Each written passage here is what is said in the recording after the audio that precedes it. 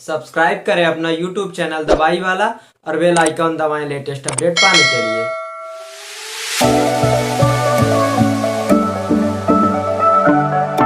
Welcome friends, आज हम बात करेंगे हाथ पैर से पसीना आना जिससे लिखते समय पेपर गीला हो जाता है, किसी से हाथ मिलाते समय गंदा महसूस करते हैं तथा बाइक या कार चलाते समय हाथ फिसल जाता है आदि समस्याओं का सामना करना पड़ता है। यह समस्या 100 में से 1 या 2 लोगों के साथ ही होती है।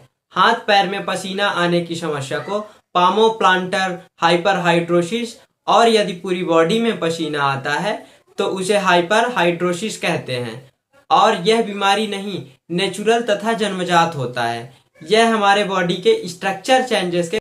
अब जान लेते हैं ये क्यों होता है। हमारे पूरे बॉडी में स्वीट ग्लैंड होती हैं जिनसे पसीना निकलता है, लेकिन जिनको ये डिसऑर्डर होता है उनकी स्वीट ग्लैंड हाइपर एक्टिव होती हैं।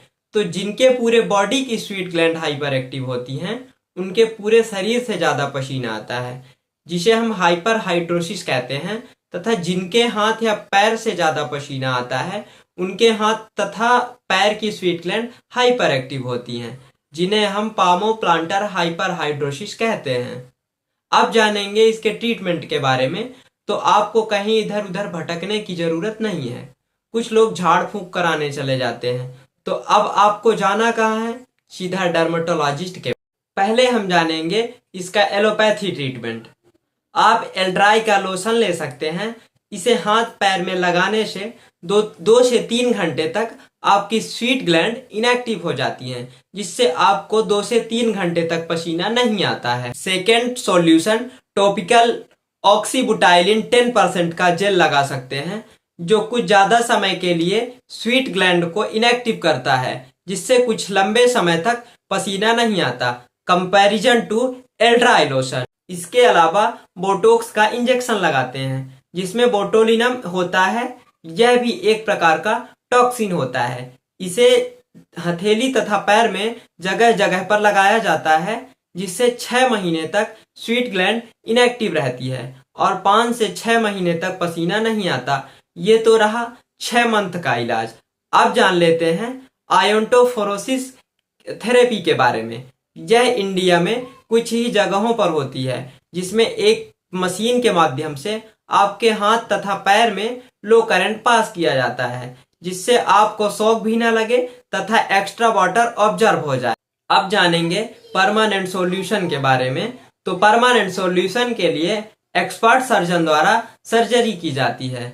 इस सर्जरी में सर्जन द्वारा उन न्यूरॉन्स को काट दिया जाता है या निकाल दिया जाता है जो ब्रेन तक सिग्नल पहुंचाती हैं, जिनके कारण स्वीट ग्लैंड हाइपर एक्टिव होती हैं। या ये तो हुआ परमानेंट सॉल्यूशन। अब यदि आपके पास पैसा नहीं है तो क्या करें? तब आप ले सकते हैं बेकिंग सोडा।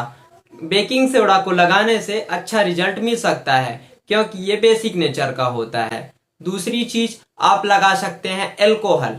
एल्कोहल को अप्लाई करने से कुछ समय के लिए आपको पसीना निकलने से राहत मिल सकती। अभी तक आप जान रहे थे हाइपरहाइड्रोसिस का कारण, लक्षण और इलाज।